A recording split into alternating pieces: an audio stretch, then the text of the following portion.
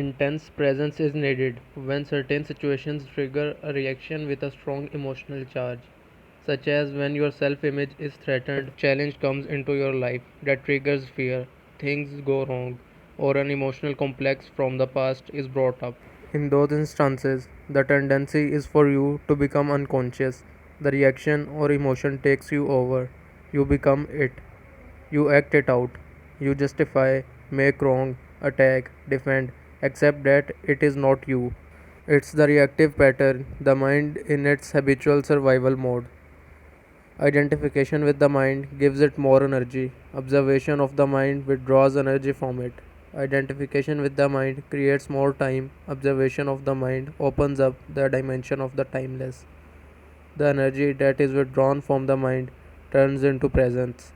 Once you can feel what it means to be present, it becomes much easier to simply choose to step out of the time dimension whenever time is not needed for practical purposes and move more deeply into the now.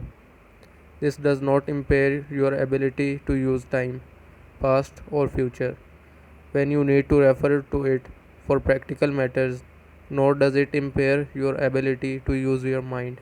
In fact, it enhances it. When you do use your mind, it will be sharper, more focused.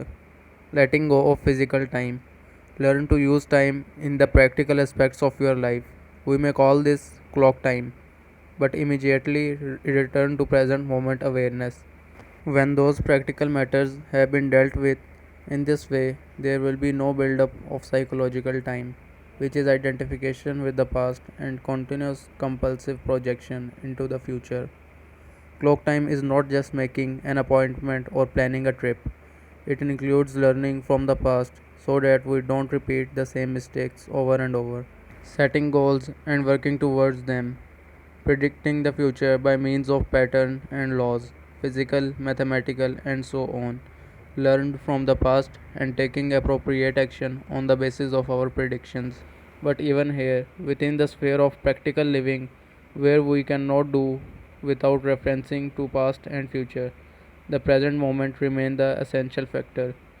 Any lesson from the past becomes relevant and is applied now. Any planning as well as working towards achieving a particular goal is done now. The enlightened person's main focus of attention is always the now, but they are still peripherally aware of time. In other words, they continue to use clock time but are free of psychological time. Be alert as you practice this so that you do not unwittingly transform clock time into psychological time. For example, if you make a mistake in the past and learn from it now, you are using clock time. On the other hand, if you dwell on it mentally and self criticism, remorse, or guilt come up, then you are making the mistake into me and mine.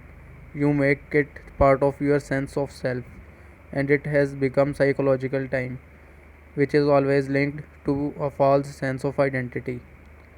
Non forgiveness necessarily implies a heavy burden of psychological time.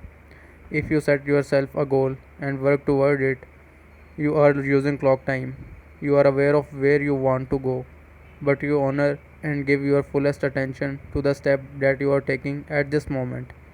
If you then become excessively focused on the goal, perhaps because you are seeking happiness, fulfillment, or a more complete sense of self in it, the now is no longer honored. It becomes reduced to a mere stepping stone to the future with no intrinsic value. Clock time then turns into psychological time. Your life's journey is no longer an adventure, just an obsessive need to arrive, to attain, to make it. You no longer see or smell the flowers by the wayside either, nor are you aware of the beauty and the miracle of life that unfolds all around you when you are present in the now.